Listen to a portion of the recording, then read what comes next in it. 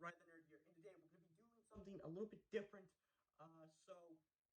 Since it is Christmas season, I have not been doing much reviews and not much videos, especially like plush videos because it's snowing outside. I'm not going out in the cold snow and filming. So I'm gonna be posting Jordan's edits a lot more. And I also thought of this really cool idea, really neat looking idea. Just a little thought that I had about because I want to get more into talking about movies and stuff that I really enjoy. Because as you guys probably know, I want to become a filmmaker, film director. And so I wanted to do this little kind of like not tier list, but just my personal favorite Pixar villains. If you don't know me, I'm a huge Pixar fan. Love most of their movies. Not all of them, but 99.9% of their movies are fantastic, as we all know that. And what really is awesome about Pixar is not just their stories, not just their characters, but also the villains that they put in their movies. And so I kind of went through a list of my personal favorite Pixar villains. So if your favorite Pixar villain is not on the list, or is a little lower ranking than they should be, don't get mad. This is just my personal opinion. Let me know what your top Pixar villains are.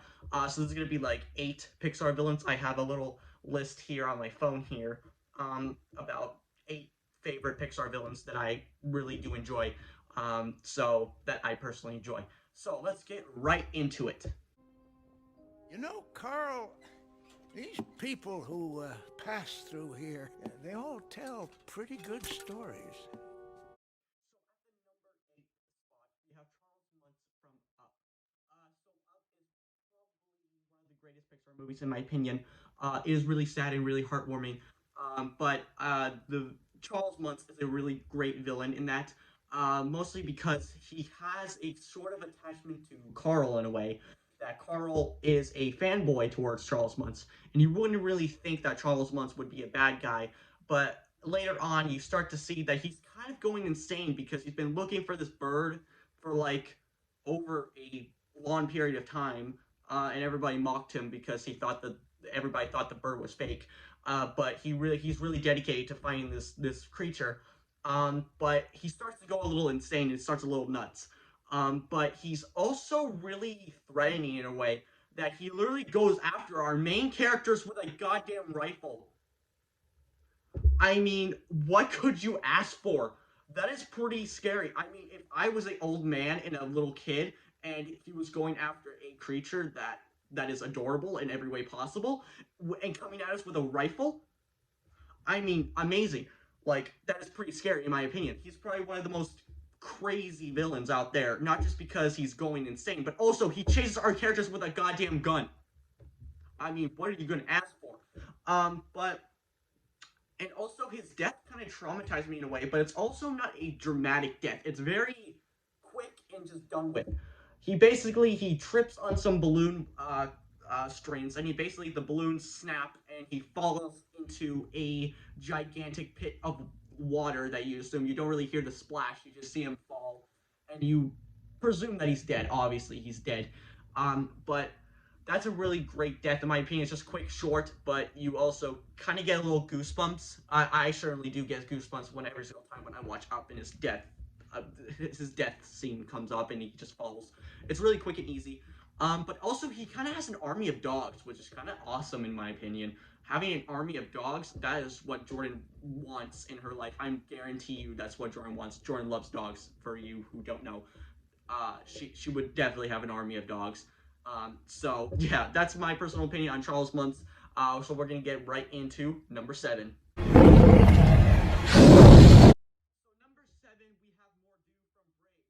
Brave is probably, in my personal opinion, a alright Pixar movie. My mom loves Brave, by the way. I think it's a pretty decent movie. Not Pixar's strongest movies, in my opinion. But Mordu is kind of a scary villain, personally for me, because I have a very strong fear of bears. Mostly because Brother Bear actually scared me and traumatized me as a little kid.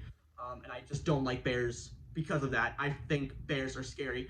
And I think that I forgot who directed Brave, But whoever came up with the idea of a demonic bear in Scotland, props to you because you just gave me nightmares. Again, thank you. Apparently, I just love bears and movies. But since Mordu is kind of a scary villain because I have a personal fear towards bears, he kind of gets a little higher than Charles Muntz in my opinion. But also because he's very scary too. Like he's really scary. You have like bows stabbed into him, and and he basically lives in a crumbled down castle that he used to live in when he was a human. So personally, Mordu is kind of scary for me, and also he's ginormous, and he took down basically an entire army of men. Trying, he just swipes and they're done. Snaps a spear in half, done. You try to shoot arrows at him, it deflects like they're like he's bulletproof or arrow proof. But also he kind of is. You don't really get a lot backstory from him. All you know that he basically wanted to rule a kingdom, and he basically kind of changed his fate and he turned into a bear. Basically, that's just the run and mill of it. But after his death, when he gets crushed by the giant pillar rock formation thing, circle, I don't know what you call it, but afterwards, I kind of get a sense that he's kind of being tortured by the form that he's been placed into. Because when he dies, he just gives Merida and her mom just a little nod, and then he turns into a wisp and vanishes. So, what I believe is that he was kind of being tortured and he was kind of scared of himself. And he was just full of anger and sadness because he basically just destroyed an entire kingdom. And also because he's a bear. And, personally, if I was him, I would totally feel the same way. After a while, I'd be like, why the hell am I a bear? And why am I so scary? And I'm just very angry all the time.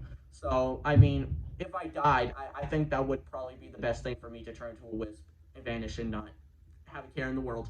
So, personally, Mordu is kind of a personal scary villain for me because, like I said before, I have a fear of bears, and Mordu is scary in my opinion.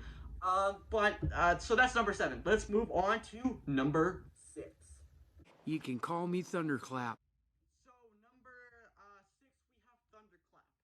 Thunderclap from The Good Dinosaur. I recently watched The Good Dinosaur, and I'm gonna say here right now, it is not a terrible movie. It's not great by any means.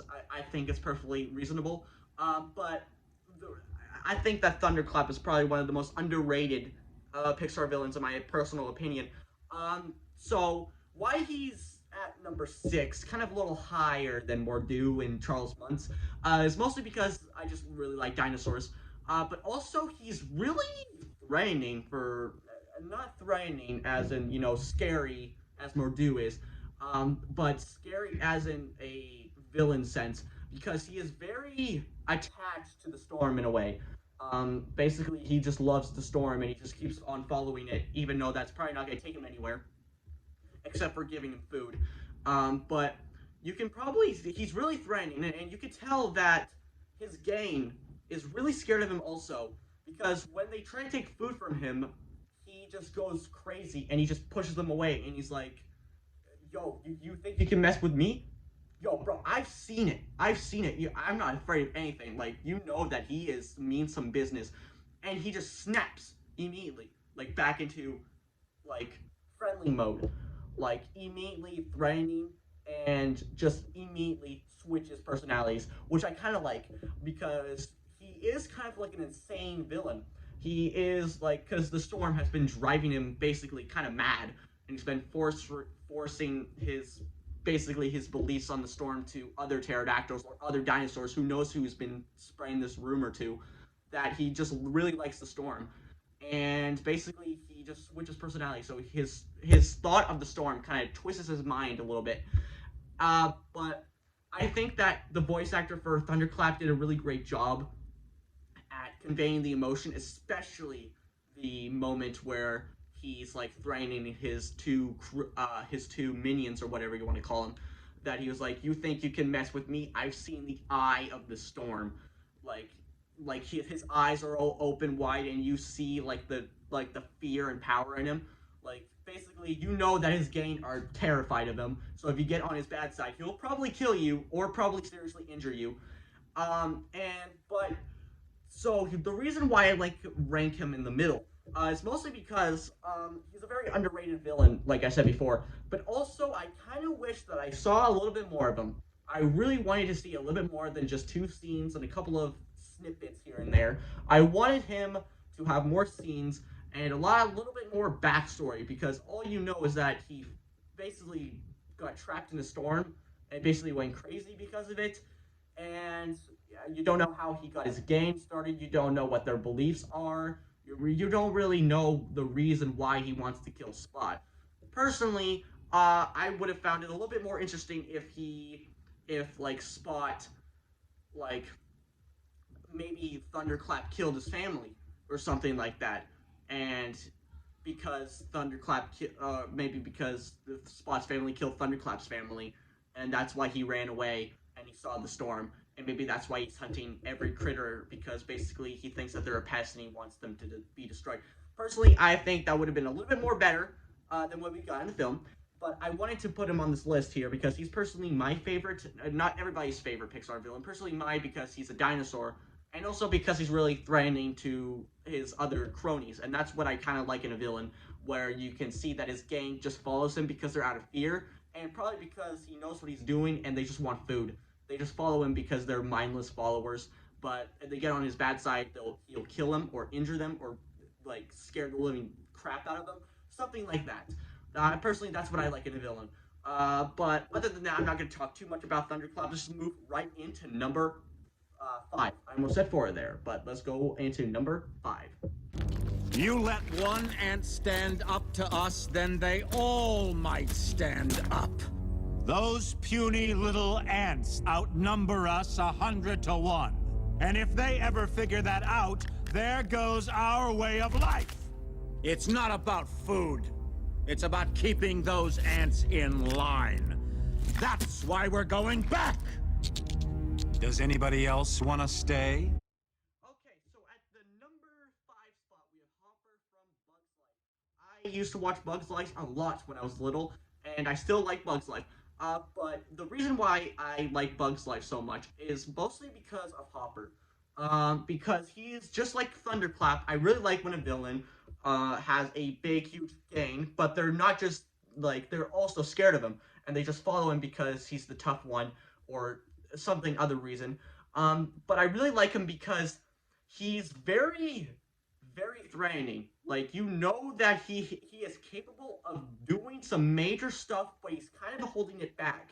Like especially the first scene that he appears in when the grasshoppers bust down the ceiling of the anthill and they come down and he's like telling his brother to shut up because because he was like, hey guys, Hopper got a scar, like all that stuff. And Hopper just takes him by the antenna, just slams him against the wall. He's like, and he literally says that if his mother didn't promise him to keep his brother like safe or like that he wouldn't kill him.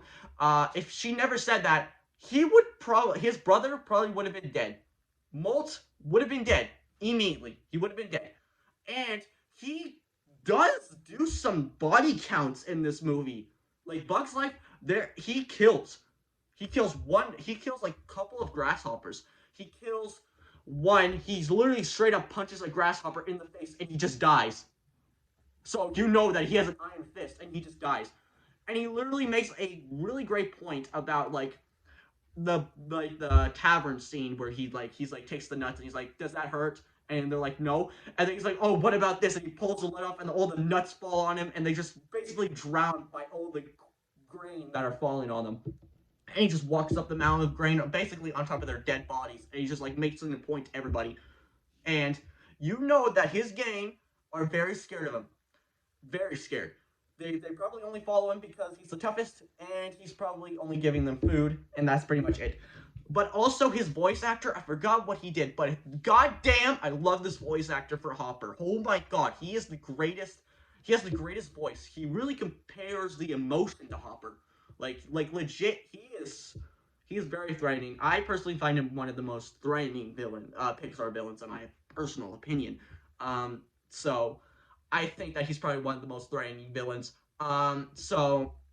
There's not much to say about him other than that he's threatening and he some of his minions, some of his cronies, whatever.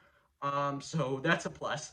But I'm just gonna skip talking about Hopper and let's just move on to number 4.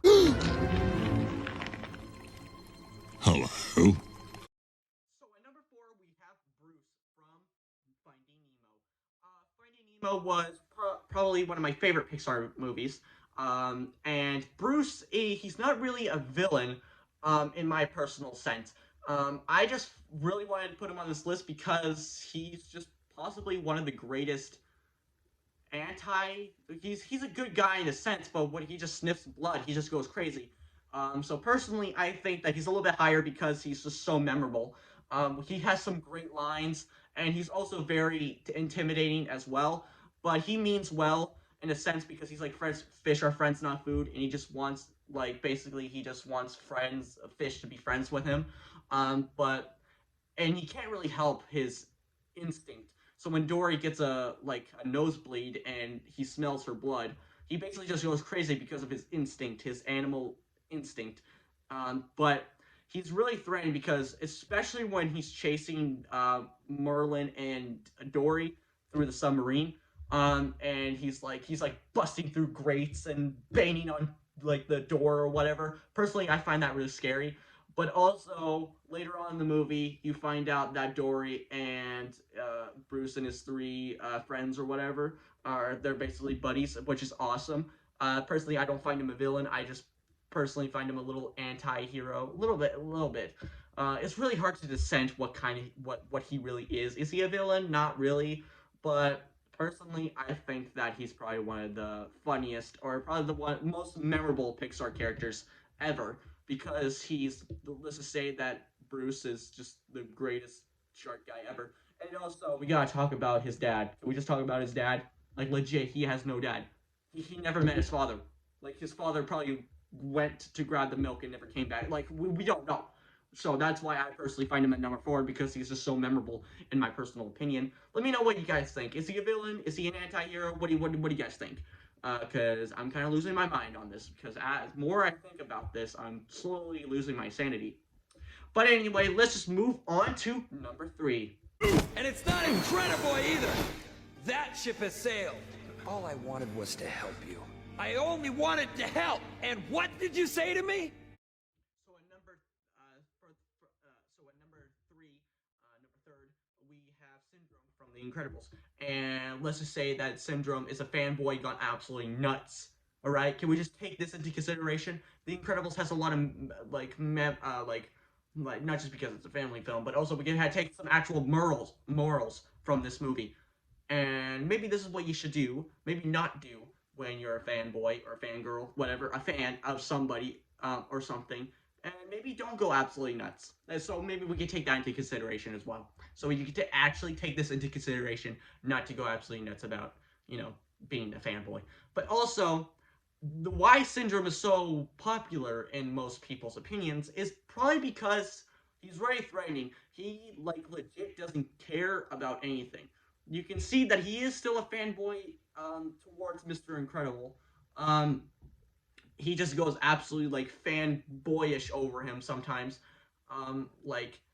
But you can kind of see that he is a little nuts. Well, not nuts, as in, like Thunderclap or, Charles Munster or anything like that. But just nuts as in, he has some devious stuff. He literally, because when superheroes went under and they were illegal and they were banned, basically Syndrome lured them into, hey, if you want to be a superhero again, come do this for me, or, tricks them into thinking that there was an actual robot on the loose, like he did with Mr. Incredible. And he kills basically half of the superhero population just so he can become the only superhero in the world. Which that is pretty messed up in my opinion, and that's why he is number 3, because we can all agree that Syndrome is probably one of the best. But also that his actor did really well voicing him. He's probably one of my favorite characters that somebody has ever done voice acting. If I ever meet his voice actor, I'm gonna be like Syndrome. I'm gonna be a fanboy and go absolutely nuts. But I really do like his voice actor. I think he did a fantastic job voicing Syndrome. Not just because for threatening aspect, but also because he can really get the fanboyish aspects out of Syndrome as well. And I was thinking of putting the Droid on here as well, next to Syndrome, or a little bit above Syndrome, or below, whatever. But I think that the Droid is not really villain. It's just the Droids are basically just weapons that go crazy. But I think that Syndrome is a little bit above them because he did create them. But and so he's just really intelligent as well. Like you can try to outsmart him, but he'll just have a backup plan and he'll just turn around and just get you or kill you, whatever.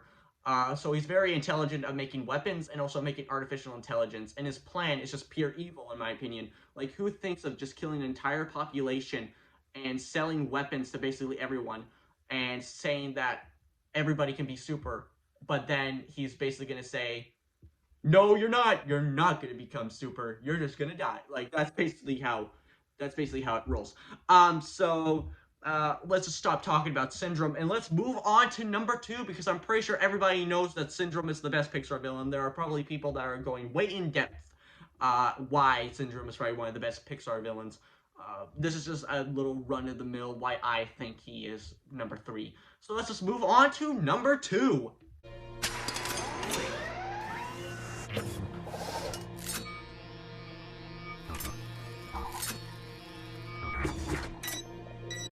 at the number 2 spot of my list, we have Otto from WALL-E. Why Otto is so high on my list is because WALL-E is my most favorite Pixar movie of all time. A lot of people who personally know me know this.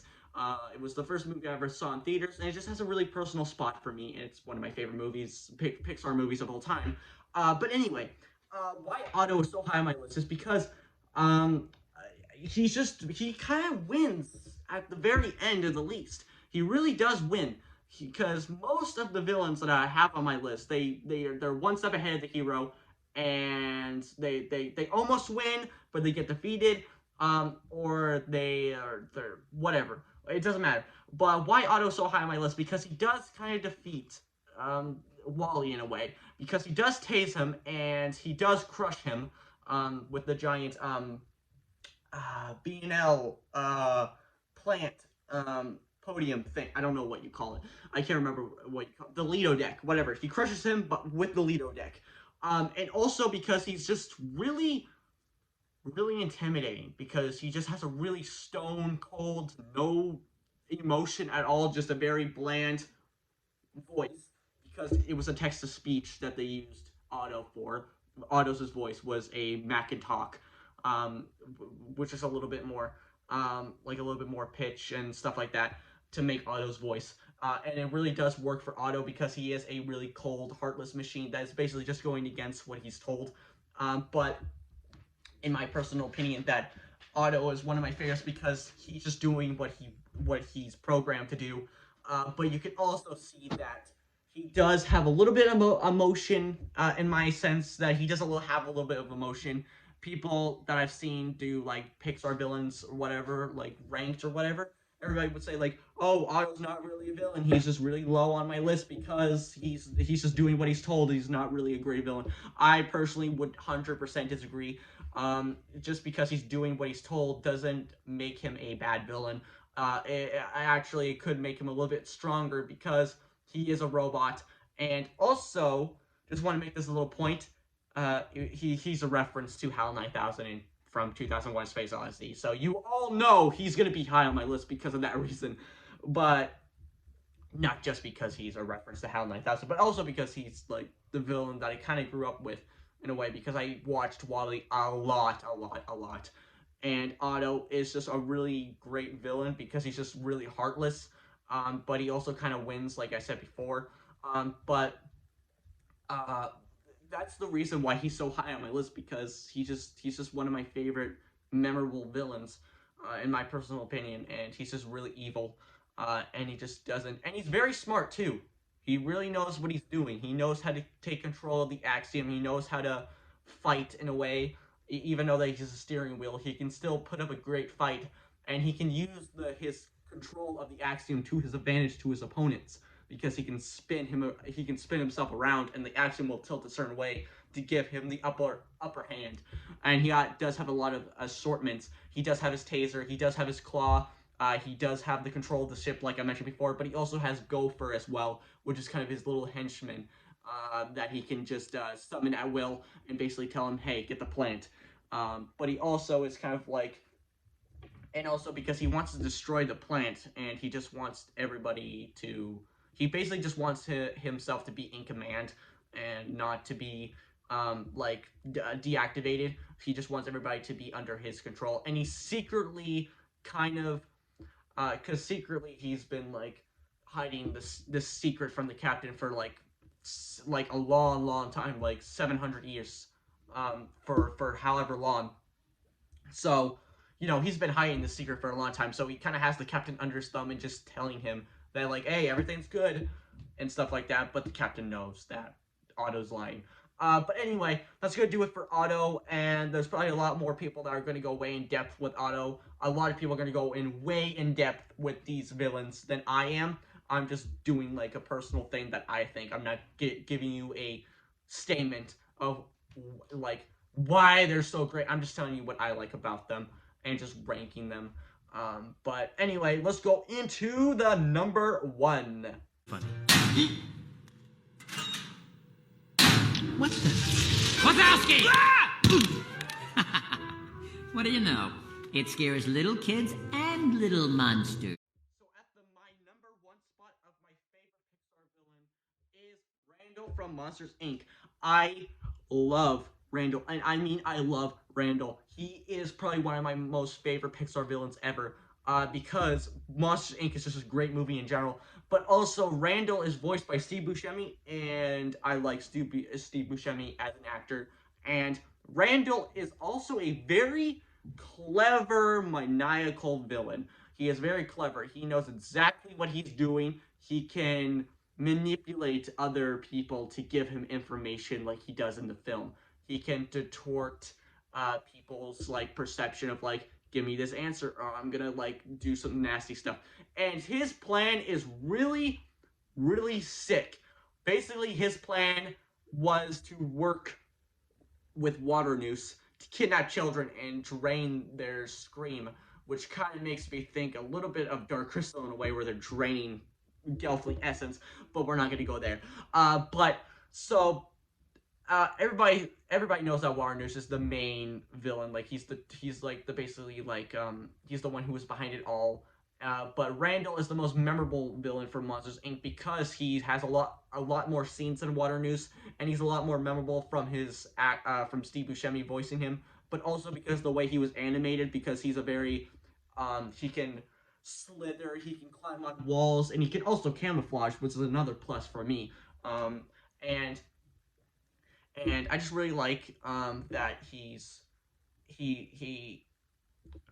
very good at covering himself up. Like he's very good at making lies and also covering himself up. Like basically he nobody really suspected him of anything. Everybody knew that he was creepy and all that stuff. But they never really suspected him of actually, trying to like they never suspected him working with Water Noose, and they never suspected Water Noose of doing anything either. So, but he's just a really great villain, in my opinion. Like I said before, for the millionth time, there are probably going to be people that are going to go way in depth with these type of villains than I am. But Randall's just my personal favorite because the way he's just really memorable. In my personal opinion, one of my most favorite villains because he's just so cool, and the way he can move, the way he can act, the way he can camouflage, the way Steve Buscemi voiced him, which is fantastic. Steve Buscemi is always a plus for me. So that's personally what I think of Randall from Monsters Inc. Now, that's gonna wrap it up for my favorite Pixar villains. So I'm gonna try to do more of these like villain ranks kind of thing. So I'm gonna be doing more of this. I just wanted to do Pixar because I kind of I've been doing a Pixar craze recently. I've been rewatching some of their movies. So that's what I've been doing. That got me thinking like, hey, maybe I should do some like movie stuff, more movie stuff. So that's basically why. So that's basically what I think. And just to let you guys know, like, well, never mind. But anyway, so like I said before, at the beginning, so if your favorite villain, if one of these villains on my list is a little bit low on your opinion, like one should be higher than the other or one should be lower than the other, just don't get mad at me and yell at me in the comments. It's just my opinion. I'm just telling you what I think and why I like them.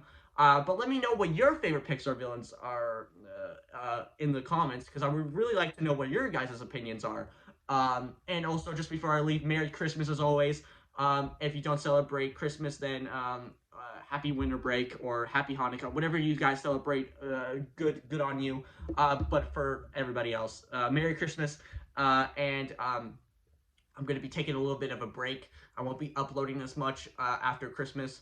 I'll be doing like what I got for Christmas, like I always do every year. Then I'll be doing some reviews afterwards, and then hopefully the snow will melt, and then I'll get back to doing more Tales of Xanton, because you guys have been eager for me to keep doing that. But I'm not going out in the snow and freezing to death and getting hypothermia for a video. No, I'm not doing that. So I'm gonna wait until the snow melts. But anyway, I just wanted to do this little quick like Pixar rank video, villain ranked video. But anyway, that's gonna do it for me, guys. I hope that you guys enjoyed this video. Like, comment, subscribe. I don't care what you do, but you guys know what time it is. So, bye, guys.